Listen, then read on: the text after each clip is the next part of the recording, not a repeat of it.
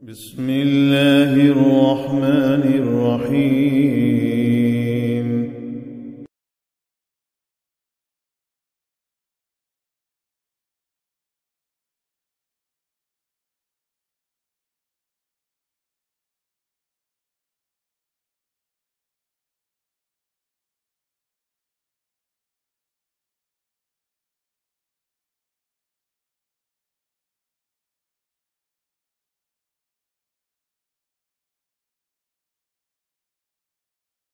ومن كان مريضا أو على سفر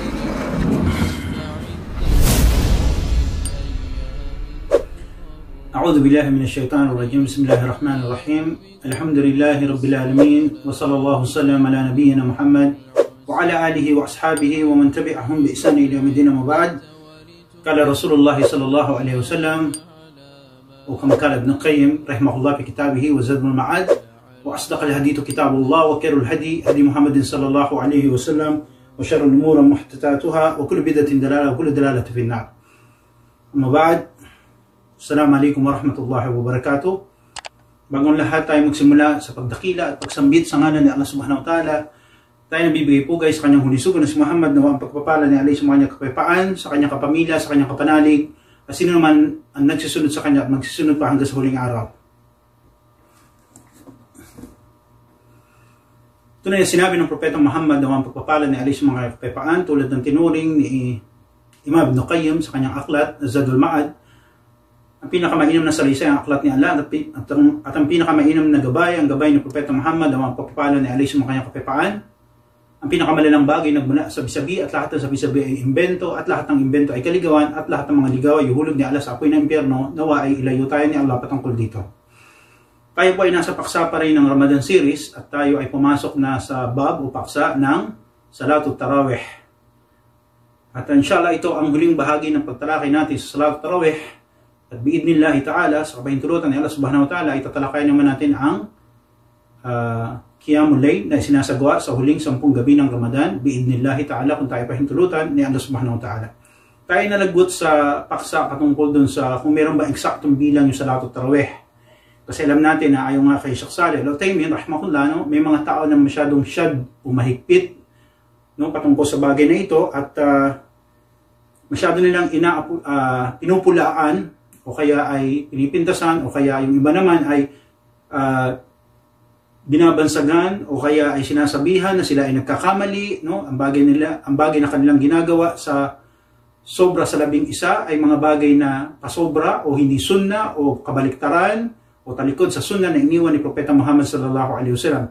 Ang bagay na ito ay malawak tulad ng sinabi natin. Halimbawa na lang, kung tayo ay pahintulutan man ni Allah subhanahu wa ta'ala, pahintulutan man muli na tayo makapagsala ni Allah, makapagsala, no, sa haram o sa dalawang haramin, ang Makkah at Madina, makikita natin kung pahintulutan tayo ni Allah subhanahu wa ta'ala, makikita natin ang Makkah Mukarrama ay nagsasala o nagdarasal sila ng Salatul Tarawih ng 21 rakaah, samantalang ang Madina ay umaabot sila ng 23 rakaah. So masabi ba natin na ito ay gawaing bid'ah? Mustahil, napaka-imposible. Kaya sabi ni Sheikh Saleh Al-Uthaymin rahimahullah, ang bagay na ito ay malawak at hindi dapat sabihin o maling sabihin ng isa na ito ay nakakulong lamang o dapat lamang 11. Dahil alam natin dahilan kung bakit ito tinawag na tarawih, dahil sila ay nagsasagawa ng tarawih o kaya ng istiraha o istiraho, no? Sabi natin ito yung 4 na raka'a, sa ibang ulit 2 raka'a sila yung nagpapahinga, no?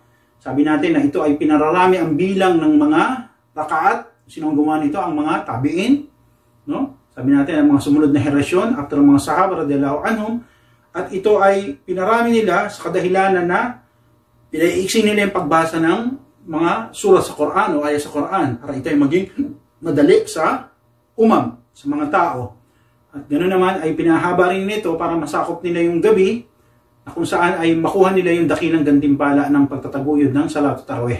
Kaya ayon kay Sheikh Saleh Al-Uthaymin, mali na sabihin na ito ay kabaliktaran sa sunnah. Dahil alam natin na mayroong tao na nagtungo sa Propeta Muhammad sallallahu alaihi wasallam, di ba?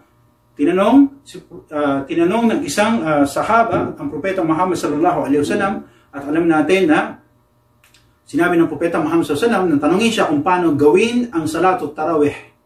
o ang Qiyamul Layl. Sabi niya, matna o matna. No? Sabi natin, dalawang raka'ah. At hindi niya sinabi sa sahabi na ito, radiyallahu anhu, na ang Salatul Tarawih ay dapat 11 lang. So iniwan niya itong bukas, malawak ito. No? Sabi natin, kaya hindi tama na sabihin natin na ito ay nakakulong lamang sa 11. Ngunit tayo sa lajna, kung tayo ay merong khiyar ba, o makakapili tayo sa anong dapat natin gawin, mas inam na gawin natin yung 11 raka'ah. Pero alam natin kung paano ginawa ng Rasulullah sallallahu alaihi wasallam kasama ng mga sahaba ang 11 raka'ah, no? Napakahaba ng sura na binabasa, napakahaba ng pagtayo, ngunit sabi nga natin ito ay maslaha para sa ikabubuti ng ng grupo ng mga tao na magdadasal sa atin. Mas inam na ito ay paiksiin at paramihin ang bilang kung kakayanin. Kung hindi naman ay basahin ko ano yung ating kaya. Wama tayassara min, no? Ang sabi ni Allah Subhanahu wa Ta'ala, Suratul Muzammil, kay Propeta Muhammad sallallahu alaihi wasallam, basahin lang kung ano yung madali para sa atin. At tinilaki natin ito na nakaraan para dun sa mga tao na sabi natin na sila ay mga bago sa Islam o kaya kahit matagal na ngunit kakunti ang memorya sa Quran, ay jais o pwedeng gawin na paulit-ulit yung sura na babasahin sa Salatul Tarawih. Kung nais gawin yung 11, kung paulit-ulit, sabi natin, Suratul Fatiha sa una, pangalawa raka'ah ay Suratul Ikhlas, no? Ito ay maaari jais. Pinakita sa atin ito ng pagpaliwanag sa atin ni Sheikh Salih Uthaymeen na ang Propeta Muhammad sallallahu alaihi wasallam, Salatul Fajr, no? Salatul Fajr, ginawa niya na siya ay nagbasa ng Suratul Zalzalah, Salatul Fajr. Unang raka'ah, Fatiha, Suratul Zalzalah. Pangalawang raka'ah tayo, sabi natin, Suratul Fatiha, tapos Suratul Zalzalah, no? Kaya ito yung papapakita ayon sa mga scholar ng Islam ng puwang, no, sa ating papapakita na ito ay maaaring gawin. Wallahu ta'ala alam. Tapos ngayon tayo ay tumungo dun sa tanong na maaari ba raw gayahin ng magbabasa ng Quran o kaya ng imam yung paborito niyang qari o tagabasa ng Quran. Ano ba sabihin natin, dahil gayang-gaya niya o kaya niyang gayahin si Mashari al-Afasi, o kaya sabihin natin ang imam ng Makkah, si Sheikh Sudes, o kaya ang imam ng Madina, ano ba sabihin natin, no? So gusto niyang gayahin. Ito ba ay maaari, no? Ibig sabihin hindi yung kanyang tinig, ngunit babaguhin niya yung kanyang pagbasa sa paraan doon sa imam na kanyang nais o kanyang kayang gayahin. Maaari ba to? So sabi natin, ayon sa mga fuqaha, mga scholar ng Islam, na ang pagandahin ang boses o yung pagbabasa ng Quran ay isang bagay na ipinag-utos ng Propeta Muhammad sallallahu alaihi wasallam, no? Mashallah. Ito pala ay bagay na masyru', no? Ito ay pinag-utos ng Rasul sallallahu alaihi wasallam na pagandahin natin yung ating pagbasa ng Quran. Sabi natin na ayon sa hadith na ulat, no? Istama'a an-nabiy sallallahu alaihi wasallam illa qira'atu Abi Musa al-Ash'ari, no? Sabi natin radiyallahu anhu, qara'tuhu hatta qala lahu laqad awtayta mizamaran min mizamir al-Dawud o Nabiy Dawud alaihi salam, no? Sabi ng Propeta Muhammad sallallahu alaihi wasallam, no, na siya ay nakinig sa pagbabasa, ayon sa hadith na yan, nakinig si Propeta Muhammad sallallahu alaihi wasallam sa pagbabasa ni Abu Musa al-Ash'ari radiyallahu anhu, kaludan naman siya ni Allah. Sabi daw, at siya ay namangha, no? O hanggang sa namangha yung sugo ni Allah sallallahu alaihi wasallam sa tinig o pagbabasa ni Abu Musa al-Ash'ari, hanggang sa kanyang sabihin, katunayan na ikaw ay pinagkalooban ng magandang tinig o boses na tulad ni Propeta Dawud alaihi salam, no? Kasi sabi natin, no, si Propeta Dawud ay pinagkalooban ng Zabur, no? Yung tinatawag natin na Salmo ni David sa Tagalog, no? Alam natin na yung tinig ni Dawud alayhi salam ay maganda. Kaya na magbasa si Abu Musa al-Ash'ari ayon sa Propeta Muhammad sallallahu alaihi wasallam na siya ay namangha, no? At sinabi niya na tunay na ikaw ay pinagkalooban ng tinig ng tulad ni Dawud alayhi salam, no? Kaya ayon sa ating mga mufassiru nagpapaliwanag sa paksang ito, kaya base sa pahayag, kung ang imam ng masjid ay ginagaya yung tagabasa ng Quran ba sa Makkah, sa Madina, o kung sino pa nga, no? Ano ba sabihin natin, nais niyang gayahin si Abdul Bas at Abdul Samad, huwag naman sana, no? Baka mamaya madaling araw hindi pa tapos ang tarawih, dahil bagal lang basa, no? O kaya si Al-Husari, no? Rahimahumullah, itong mga kilala at tanyag ng mga qari o tagabasa ng Quran na ito, kung basahin nila ay walang kaso dito, at ayon nga sa ating mga scholar na ito ay pinag-utos ng Rasul sallallahu alaihi wasallam na pagandahin natin yung ating pagbasa ng Quran, no? Kaya ayon sa kanila na ito ay walang kaso. At ayon din sa ating butihin Sheikh Salih Uthaymeen rahimahullah, na ayon pa sa kanya na yung pagpapaganda ng pagbabasa ng Quran sa salat o tarawih ay isang bagay na nagtutulak dun sa mga tao para sila ay mag-focus, no? Para sila ay magkaroon ng konsentrasyon sa pakikinig. Kung kakayanin natin, ayon sa kanya, ay gawin natin. Dahil ito yung mga bagay na nagtutulak sa ma'mun, sa mga nagdarasal, sa salat o tarawih, na magkaroon sila ng focus, no? Ma-focus yung kanilang puso at pandinig, no? At kanilang isip sa pagbabasa ng Quran. Di ba? May naiulat nga na isa sa mga sahaba radhiyallahu anhu na kapag siya nagbabasa ng Quran, no? Ayon sa mga paliwanag na para kang dinuduyan. Wallahu ta'ala ala, no? Para kang dinuduyan dahil doon sa ganda ng kanyang pagbabasa ng Quran. Subhanallah. No? Sabi natin, ayon sa Sallallahu Alaihi na ito'y inam, gawin natin ang pagandahin yung basa para yung mga tao ay ma-encourage sila na makinig, no? Tumuon ang kanilang pansin sa pakikinig at pag-unawa sa mga aya o bersikulo na binabasa ng imam, no? Na kung saan, sabi natin na ang bagay na ito ay mayroong katibayan sa Islam at ito ay masyru o bagay na pinag-utos ni Propeta Muhammad sallallahu alaihi wasallam ayon sa isang hadith na naulat ayon kay Sallallahu Alaihi no? Wan Abi Lubaba Bashir bin Abid al-Mundir radiyallahu anhu anna Nabiy sallallahu alaihi wasallam qala man lam yatughanna fil Quran falaysa minna, no? Medyo mabigat, no? Sabi ng Propeta Muhammad sallallahu alaihi wasallam, man lam yatughanna bil Quran falaysa minna, rawahu Abu Dawud wa isnadu jayyid, no? Sabi ng Propeta Muhammad sallallahu alaihi wasallam ayon kay Abi Lubaba Bashir bin Abdul Mundir, kalugdan naman siya ni Allah, nagsabi na ang propeta nawa ang pagpapala ni alayhi kanyang kapayapaan ay nagsabi, sino man ang hindi awitin ang Quran ay hindi kabilang sa amin. At ayon sa mga mupassiro, nagpapaliwanag ng paksang ito, ang kahulugan na yataganna, no? Kasi kung sasali natin sa wikang Tagalog, talagang parang awitin, no?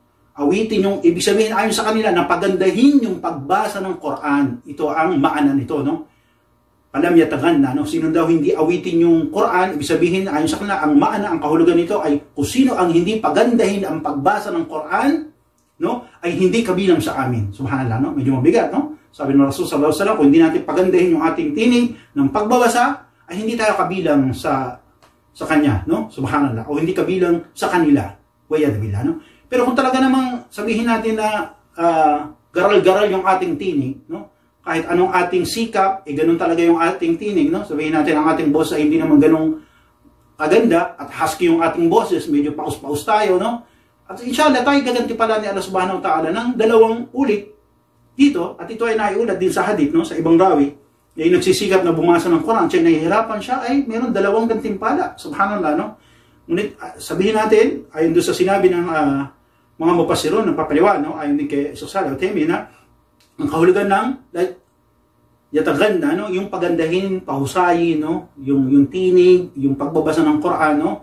Kaya ayon sa kanya, rahimahullah, na kanilang sasabihin na walang pagkakamali kung ang namumuno ng pagdarasal ay gayahin ang isang tagabasa ng Quran na kanyang nais.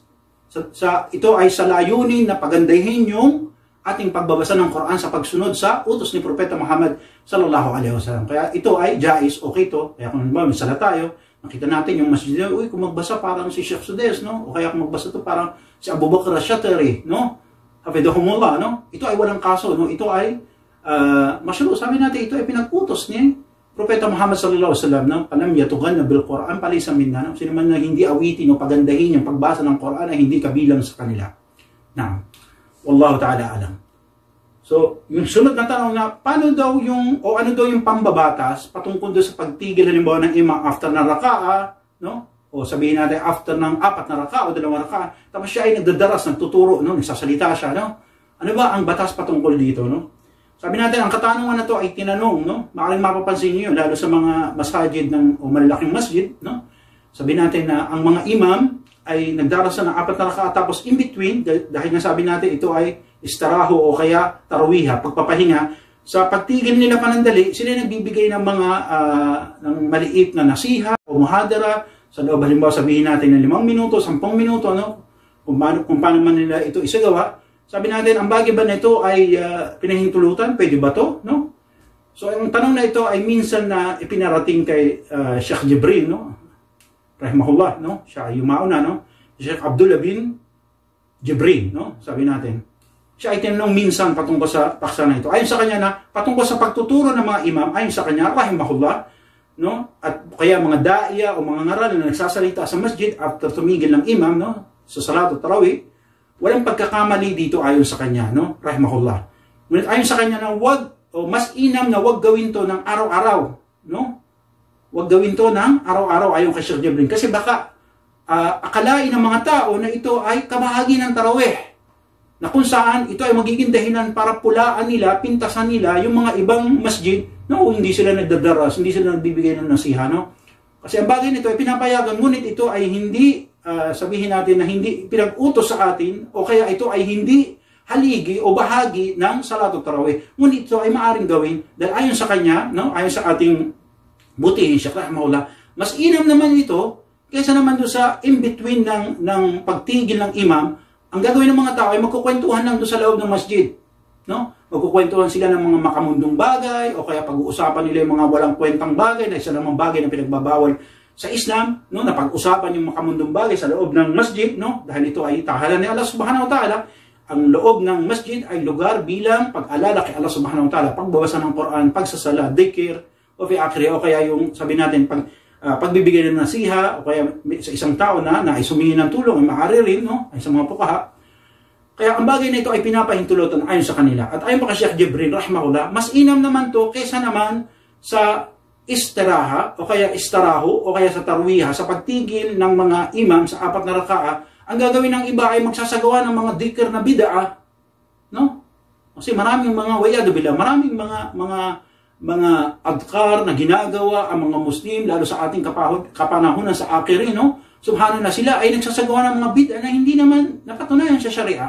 Kaya ayon kay Sheikh Jibrin rahimahullah, mas inam to na magbigay ng payo ang imam in between sa sala, sa kanilang pagpapahinga, no? Sa tarawiha, sa in between ng 4 na raka o 2 raka, sabihin natin, no? Ngunit ang kanyang habilin, wag lang itong gawing araw-araw para hindi akalain ng mga tao ito ay kabahagi ng tarawih. At ganoon din, sabihin natin na mas inam to na sila ay magpaalala, mag-utos ng mabuti, magbawal ng masama, no? Paalanan sila, at ganoon din para mapukaw yung pansin nila at hindi sila madala sa mga gawaing bagay na hindi naman kabahagi, no, ng aral ng Islam. Tulad ng yung pagsagawa ng mga bid'ah o kaya yung pagkukwentuhan nila ng mga walang kakwenta-kwentang bagay sa loob ng masjid. Kaya sa kanya, no, na ito ay jais, pwede siyang gawin ayon kay Sheikh Jibrin rahimahullah, ngunit huwag naman natin gawin araw-araw. Wallahu ta'ala a'lam. Ngayon doon sa paksa na isa sa mga sabi natin na masyado tong palasak, no? Trending to pag dumarating ang Ramadan, no? Subhanallah, no? Kasi merong mga tao na nagsasabi explicit, no? Masyado silang mahigpit, masyado silang sa bagay na ito ay nagsasalita sila ng walang pigil, no? Very explicit sila magsalita, bulgar, no? Sabihin natin, no? Sabi nila yung pagsasagawa daw ng salat o tarawih sa grupo ay bid'ah, wa'yad billah, no? Yung mga tao nagsasabi ng ganyan, no? Ano ba ang pananaw ng mga scholar patungkol dito? Yung mga pagsasabi o yung mga tao na nagsasabi na ang pagsasagawa daw ng salat o tarawih sa grupo ay bid'ah, wa'yad billah, no? Ayon sa ating mga fuqaha, no? Ang pananaw na ang salat o tarawih ay isang gawaing bid'ah na kung ito ay gawing grupo sa masjid, ito raw ay bid'ah, wa'yad billah, no? Naway ay pahintulot na ilayo tayo ni Allah Subhanahu wa Ta'ala sa maling pag-aakalang ito, no? Sa bunga ng kamangmangan ay magsasalita tayo ng ganito na ilayo tayo ng Allah dito. Pangalagaan naman tayo, no? Sabi, bagkos ay maari siguro, ayon sa kanila, maaring sabihin nila na ito ba ay sunan ni Omar o sunan ni Propeta Muhammad sallallahu alaihi wasallam. Kasi may mga gantong mga katanungan na maaring itanong. Sabi, ito namang pagsasalan sa salat o tarawih sa masjid, grupo, ito naman ay pinagawa lamang ni Omar ibn Khattab radhiyallahu anhu, Amirul Mu'minin, no? Hindi naman to sinagawa ng panahon ng Propeta Muhammad sallallahu alaihi wasallam. Totoo ba ang kanilang angkin na ito? Mayroon bang katibayan patungkol dito, no? May mga iba kasi na nagsasabi na ito daw ay isinagawa lamang nung panahon ni Khalifa Umar radhiyallahu anhu. Ang pangalawang khalifa pagkatapos yumao ng Rasulullah sallallahu alaihi wasallam, siya ang ama ni Hafsa, no? Na isa naman sa may bahay ng Propeta Muhammad sallallahu alaihi wasallam. Bakit? Kasi sabi natin nung siya ay naging khalifa, pinag-utusan niya si Ubay ibn Ka'ab, no? At Tamim Ad-Dari, na pamunuan yung mga tao, tipunin yung mga tao sa masjid, no? Kasi sabi natin sila ay nagsasala ng hiwa-hiwalay, no? Grupo-grupong maliliit, hiwa-hiwalay sa Masjid Nabawi. Inutusan ni Khalifa Umar radiyallahu anhu, si Ubay bin Ka'ab at Tamim ad-Dari, na ipunin yung mga tao at magdasal sa isang imam. No, hindi yung kalat-kalat. Subhanallah. So, ayon sa kanila, ito yung ginagamit nila na katibayan, umano, ayon do sa history na ito, sa kasaysayan ng Umar ibn Khattab, na ito raw ay naging ganito o naging naumpisahan na ang gawain na to sa panahon daw ni Omar. Ito ba ay tama, no? Tama ba na ito ay ating sabihin? Tama ba na ito ating isipin? Tama ba ito na ang kinin natin na ito ay nangyari lamang ng panahon ni Omar ibn Khattab radiyallahu anhu? Katunayan, nilatag ng ating mga mufassirun yung hadith mula dun sa naiulat mula sa propeta Muhammad sallallahu alaihi wasallam, dahil ayon nga sa kanila, walakin hada qawl ad-da'if, no? At ayon nga sa kanila, ang salitang ito, pag-aangkin na ito ay mahina. Sabi pa ng ibang mga butihin Sheikh rahimahullah, ang mga salita na ito ay bunga ng kakulangan ng isip. No? Ito ay kakulangan ng kaalaman. Nasasabihin mo na ang Salatul Tarawih na sinasagawa ng grupo sa masjid, ito ay bid'a, o kaya sabihin na ito ay gawain lamang ng panahon ni Umar ibn Khattab, na ito, meaning hindi ito sunna ng Rasul sallallahu alaihi wasallam. Ayon sa kanila, ang salitang ito ay mahina. At ito ay salita bunga ng kakulangan ng kaalaman o kulang na isip. Wa'yadu billah, no? Dahil sa kanyang tunay na naiulat sa Sahihain wa ghayraha, anna Nabiy sallallahu alaihi wasallam qal, no? O an Nabiy sallallahu alaihi wasallam fa'al, no? Ginawa niya, no? Qama bi ashabihi 3 layalin wa fi 3 layalin aw lakin fi ar-rabi'ah lam yusalli wa qala inni khashi'atu an tufarrid alaykum, no? Rawahu al-Bukhari. Sabi ng mga mufassirun, nagpapaliwanag sa paksang iso, samantalang naiulat doon sa salaysay mula sa propeta Muhammad sallallahu alaihi wasallam, no, na siya ay namuno sa pagdarasal sa Salatul Tarawih sa mga sahaba ng 1 gabi, 2 gabi, 3 gabi. Ulitin natin, ang propeta Muhammad sallallahu alaihi wasallam ay namuno, no? Pinamunuan niya ang mga sahaba, no, sa masjid niya sa pagsasala ng Salatul Tarawih ng 1 gabi, 2 gabi, 3 gabi. Ngunit ng ika-4, umano, ayon sa hadith na ito, ayon sa mga mufassirun, no, nagpapaliwanag ng paksang ito, yung pang-4, hindi sumipot ang Rasul sallallahu alaihi wasallam. Hindi siya sumipot sa masjid. Sabi doon, nag-antay yung mga sahaba, nainip na sila, yung iba nakatulog na, no? Tapos tinanong nila on the next day, no, yung sumunod na araw, tinanong nila, o sumunod na gabi, tinanong nila, nasaan ang Rasul sallallahu alaihi wasallam, no? Bakit hindi kayo dumating kagabi? Bakit hindi kayo dumating kahapon? Ang sabi ng Rasul sallallahu alaihi wasallam, sabi niya, inni khashi'atu, no? Kasi ako'y nangangamba, ako'y natatakot, no? Na kung gagawin niyo ng dire-diretso, baka isipin ng mga tao na ito'y wajib. Subhanallah. Subhanallah, no? Baka isipin umano ng mga tao o mga susunod na henerasyon o mga susunod na grupo ng mga Muslim na ang Salatul Tarawih ay wajib kasi ginawa ito ng Rasul sallallahu alaihi wasallam na dire-diretso. Subhanallah, no? Ayon nga sa pagpapaliwanag, no, ni Imam Albani patungkol sa paksana ito, no, na bakit hindi ginawa ng propeta Muhammad sallallahu alaihi wasallam na tuloy-tuloy yung Salatul Tarawih. Bakit niya tinuloy-tuloy yung pamumuno? 1 gabi, 2 gabi, 3 gabi, pang-4 na wala siya, no? Hindi siya sumipot. Ibig sabihin, ito ay sinadya ng propeta Muhammad sallallahu alaihi wasallam na hindi siya sumipot, no? Hindi niya siputin yung mga sahaba. Bakit? Ano ang kanyang dahilan? No? Walakin, sabi niya, kasi ato, no? Dahil ako'y nangangamba, natatakot para sa inyo na baka ito'y maging obligado sa inyo. Subhanallah. Subhanallah, no? Kaya ayon kay Imam Nawawi rahimahullah, no, na ito ay bayan kamil, no? Ito'y paliwanag na kumpleto, no? Subhanallah. Bakit? Kumpleto saan? Paliwanag ni Imam Nawawi, ito ay kumpletong kapaliwanagan kung ganong kabait, no, at mapagmahal at maawain ang sugo ni Allah sallallahu alaihi wasallam sa kanyang ummah. Kung ganong kahabagin, no? Kung ganong kamahal, maawain ang propeta Muhammad sallallahu alaihi wasallam sa kanyang ummah, sa kanyang nasyon. Kung gaano niya tayo kamahal, kung gaano niya tayo kinahabagan. Subhanallah. Bakit? Dahil yung pagtigil niya na yon, ang dahilan ay para hindi isipin, akalain ng mga susunod na nasyon, ito pala ay obligado kasi araw-araw ginawa ng propeta Muhammad sallallahu alaihi wasallam. Ito yung papapakita ng kanyang, subhanallah, no, pagmamalasakit sa atin. Allahumma musta'an, no? Ayon kay Imam Nawawi rahimahullahu ta'ala. Ayon sa mga mufassirun na ito'y basihan, ito ay malinaw na basihan, no, na ang Salatul Tarawih ay sunna ng Propeta Muhammad sallallahu alaihi wasallam. Dahil ito'y ginawa niya. Hindi niya nga lang ginawan diretso. Bakit? Dahil sa kanyang pangamba, dahil sa kanyang takot na ito ay baka akalain ng mga susunod na nasyon na ito ay obligado. Subhanallah. Imagine niyo kung obligado itong Salatul Tarawih. Subhanallah. Kawawa. No? May hihirapan tayo. Lalo yung mga matatanda sa atin. Subhanallah. No? O kaya yung mga may trabaho sa atin. Subhanallah. Ayon nga kay Imam Nawawi, ito ay tanda ng pagiging kabaitan, no? Pagiging mahabagin, no? Pagiging mabait ng Propeta Muhammad sallallahu alaihi wasallam sa kanyang ummah sallallahu alaihi wasallam.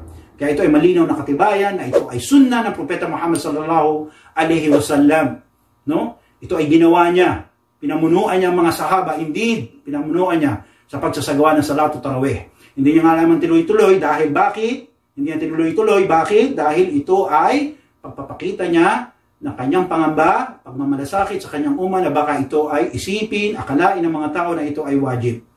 So ngayon ang tanong, bakit si Abu Bakr radhiyallahu anhu, si Abu Bakr radhiyallahu anhu, ang kalifatu Rasulullah, no? Ang pinuno pagkatapos yumao ng Rasul sallallahu alaihi wasallam, no? Ang pinuno ng mga Muslim na mananampalataya, bakit hindi isinagawa yung Salatul Tarawih na grupo? Ayon sa kanila, di ba? Kung ito ay indeed siguradong ginawa ng Propeta Muhammad sallallahu alaihi wasallam, bakit hindi sinundan ni Abu Bakr yung bagay na ito? Bakit si Amir al-Mu'minin Abu Hafs, Umar ibn Khattab radhiyallahu anhu ang gumawa nito? Bakit hindi ito ginawa ni Abu Bakr Siddiq, no? Mayroong puntos dito, no? Sabihin natin may puntos, may puwang sila dito sa pagtatanong na ito. Ngunit ano ba ang sagot sa atin ng mga mufassirun, ng mga mu'arrikin? Bakit ginawa o bakit hindi ginawa ni Abu Bakr Siddiq, no, na pag-utusan, no, o kaya pamunuan ang mga sahaba sa pagsasala ng Salatul Tarawih? Bakit, no? Kasi sabi nga natin sa mga history, makita natin na si Amir Abu Hafsa Umar ibn Khattab radhiyallahu anhu ang nag-utos, di ba? Nag-utos sa sahabi na ito, sa dalawang sahaba na ito radhiyallahu anhu, na pamanuan nila yung mga tao sa pagdarasal ng Salatul Tarawih. No? Ayon sa ating mga mufassirun, nagpapaliwanag sa paksa na ito, dahil sabi natin, nang mamatay ang Propeta Muhammad sallallahu alaihi wasallam,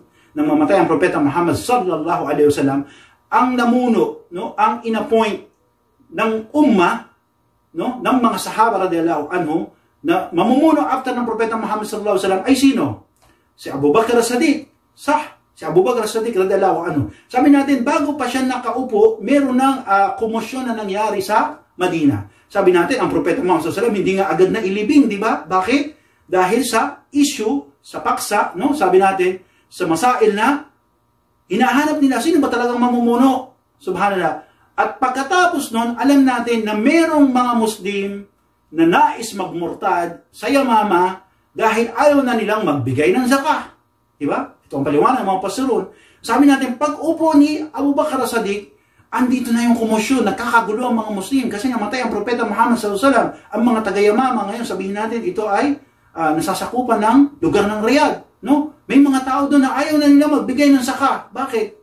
No? Kasi patay na ang Propeta Muhammad sallallahu alaihi wasallam, patay na ang alamin. Na alam natin, ang zakah, sabi ni Abu Bakr As-Siddiq radhiyallahu anhu, sino man ay pagkait sa yung pagbibigay ng zakah, kahit ito ay tali ng kabayo, ay kanyang didigmain. At sabi natin, nagkaroon ng digmaan patungkol dito. At ito ang isa sa mga dahilan kung bakit na isulat ang Quran at tinawag tong mushaf. Naikwento na natin ito noong nakaraan, di ba? Sabi natin, dahil nung maupo si Abu Bakr As-Siddiq radhiyallahu anhu, ay merong digmaan na nangyari na kung saan dito naging abala ang Amir al-Mu'minin o Amir, no, o Khalifatu Rasulullah sallallahu alaihi wasallam. No, si Abu Bakr As-Siddiq ay naging abala sa pakikipagdigma at ibalik ang Muslim Ummah bilang isang nasyon. Kasi nagkakaroon ng firqa, nagkakaroon ng grupo-grupo, may humihiwalay, mayroong nais magmurtad ng panahon after mamatay ang Rasulullah sallallahu alaihi wasallam. At ang dagdag pa ng mga mufassirun patungkol dito, si Abu Bakr As-Siddiq ay namuno lamang ng higit kumulang 2 taon. Sabi natin, mapakaiksi nung kanyang panahon na pamumuno. After ng 2 taon, siya ay binawian na ng buhay ni Allah subhanahu wa ta'ala. At sabi natin, ang sumunod na muna ay sino? Si Umar ibn Khattab. At sabi natin, nung panahon na maupo na si Umar, nung nabuklod na ni Abu Bakr As-Siddiq radhiyallahu anhu ang ummah.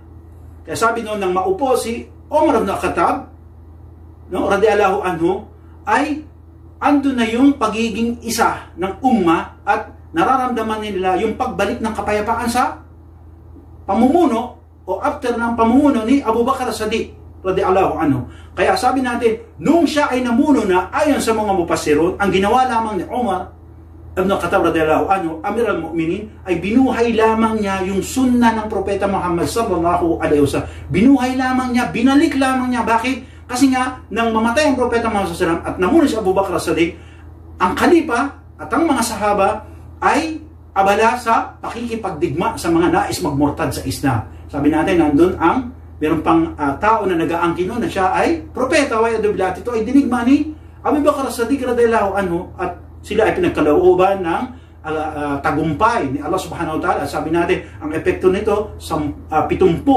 mula sa mga hafid ng Quran ang binawian ng buhay o naging martir sa digmaang ito. Kaya ito ang dahilan kung bakit humiling si Umar ibn Khattab kay Abu Bakr as-Siddiq radiyallahu anhu na ipasulat na yung Quran, ipakumpile na. Bakit? Kasi nangamatay na, no? Marami nang namatay ng mga hafid ng Quran. Subhanallah, no? Kaya sa kanila, ito ang dahilan. Kaya nang umupo si Umar ibn Khattab, binalik niya lamang, binuhay niya lamang yung sunnah na ginawa ng Propeta Muhammad sallallahu alaihi wasallam. Kaya ito ang dahilan para pagpapatibay sa atin na mali na sabihin natin na ang Salatul Tarawih ay sunnah lamang ni Umar. Mali, no? Ito ay walang dahilan. Ayon nga kay Sheikh Salih Al-Uthaymeen, ito ay mahinang angkin at ito ay bunga ng kakulangan ng kaalaman. Okay? So ito ay sunnah ng Propeta Muhammad sallallahu alaihi wasallam. Hindi katunayan na ito ay sunnah niya, no? At ito ay hindi lamang nabuhay o sabi natin hindi lamang ito na ibalik ni Abu Bakr as-Siddiq dahil siya ay abala sa pakikipagdigma at ibalik ang umma, ang mga Muslim sa iisang nasyon dahil nga mayroong mga tao na nais magmurtad nang mamatay ang Propeta Muhammad sallallahu alaihi wasallam. Kaya si Umar ibn Khattab ay binuhay niya lamang ang sunnah ng Propeta Muhammad sallallahu alaihi wasallam. Na, ngayon sa tanong na maaari bang gawin ang witr kahalin tulad ng Salatul Maghrib, no? Kasi mayroong gumagawa nito, di ba? Sabi natin nagsasala sila na yung witr nila 3 raka'a, no? Ginagawa nila after ng 2 raka'a, no? Nagtatashahud sila tapos tatayo, hindi sila nagtataslim. No? Ano ba ang pananaw ng mga scholar patungkol dito? Ano ba ang pananaw ng mga scholar patungkol dito? So ayon sa mga mufassirun, nagpapaliwanag ng Islam patungkol sa paksang ito, no? Pinaliwanag nila ayon sa kanila na ayon sa hadith, ayon sa salaysay na ulat, batay sa salaysay o hadith, an Nabi sallallahu alaihi wasallam no? Qal la tuwattiru bit-talata tashabbahu al-maghrib. Tashabbahu al-maghrib. Ang sabi ng Propeta Muhammad sallallahu alaihi wasallam, akhrajul Hakim wal Baihaqi. Na naiulat na sinabi ng propeta na ang pagpapala ni Allah sa mga kanyang kapayapaan ayon sa kanya, no? Actually, pinagbawal niya, no? Ayon nga sa mga mufassirun, huwag ninyong isagawa ang witir ng 3 raka'a katulad ng maghrib. So, malinaw to. Bayin, no? Malinaw. Na, ayon sa Propeta Muhammad, huwag natin gawin ang ating witir tulad o kahalintulad ng Salatul Maghrib. No? Kaya ito ay pwede natin gawin, sabihin natin na 3 raka'a dire-diretso. Hindi tayo upo sa pangalawa, 3 dire-diretso. Or, gawin natin 2 raka'a una, tapos taslim, tapos tayo 1 raka'a. No, dahil ito ay malinaw na pinagbawal ng Propeta Muhammad sallallahu alaihi wasallam na gawin natin yung witr, no, sa tarawih na ito ay kalintulad ng Salatul Maghrib na, no? Kaya sabi pa ng ating mga mufassirun, pinaliwanag dito ni sa Fath al-Bari, no? Sabi natin sa Fath al-Bari na ayon kay Ibn Kathir rahimahullah na ang ibig sabihin ng Propeta Muhammad sallallahu alaihi wasallam sa pagbabawal niya na ito, no, sa pagpaliwanag ng mga fuqaha. Tapos tatayo tayo. Ayon kay Ibn Kathir. Ito ay bagay na pinagbabawal ng Propeta Muhammad sallallahu alaihi wasallam at ayon sa kanya kay Ibn Kathir na ito yung kahulugan ng hadith na naiulat, no, ni Baihaqi, na ito ay hindi dapat gawin na Salatul Maghrib. Sabihin, pwede tayong mag-witr ng 3 raka'a dire-diretso, hindi tayo upo, or 2 raka'a taslim tapos isagawa yung isa, no? At ayon pa kay Hafid ibn Hajar rahimahullah, ang isnad na yon na naiulat ay sahih, kaya ito ay dapat nating hindi gawin. At naiulat din, ayon sa kanya, ang paliwanag dito sa Unul Maqbut, no? Naam. So inshallah, hanggang dito na lamang muna. Patuloy natin biid nila at kung tayo pahintulutan ni Allah subhanahu wa ta'ala, itutuloy natin ang talakayan na ito at tatalakayan natin ang Qiyamul Layl sa Ashra Awakhir ng Ramadan, yung sinasagawa natin sa 10 huling gabi ng Ramadan. Alam natin ang dahilan nito kung bakit tatalakayan natin inshallah, bakit tayo nagkakaroon ng Qiyamul Layl na hiwalay sa tarawih sa huling 10 ng gabi ng Ramadan. Inshallah, ito ay tatalakay natin. Kung hindi naman pahintulutan ni Allah subhanahu wa ta'ala, nawa ay gantimpalaan na lamang ang ating intensyon. Muli sabihin natin, subhanaka wa bihamdik, asyhadu an la ilaha illa anta wa nastaghfiruka wa atubu ilaik. Wassalamualaikum warahmatullahi wabarakatuh. Si Allah ang walang kapitasan, ang kataas-taasan, ang ating pinapupurihan. Ako humihingi ng tawad kay Allah mula sa aking pagkukuna, pagkakasala, no? Kayo mga kapatid ko sa Islam, ay hinihimo ko kayo na magbalik loob kay Allah dahil siya magpatawad ng mahabagin. Muli iniiwanan namin sa inyo, no? Ang Ramadan Mubarak. At assalamualaikum warahmatullahi wabarakatuh. Nawa ang kapayapaan, habag ni Allah ay sumainyo nawang lahat. Kapayapaan, no?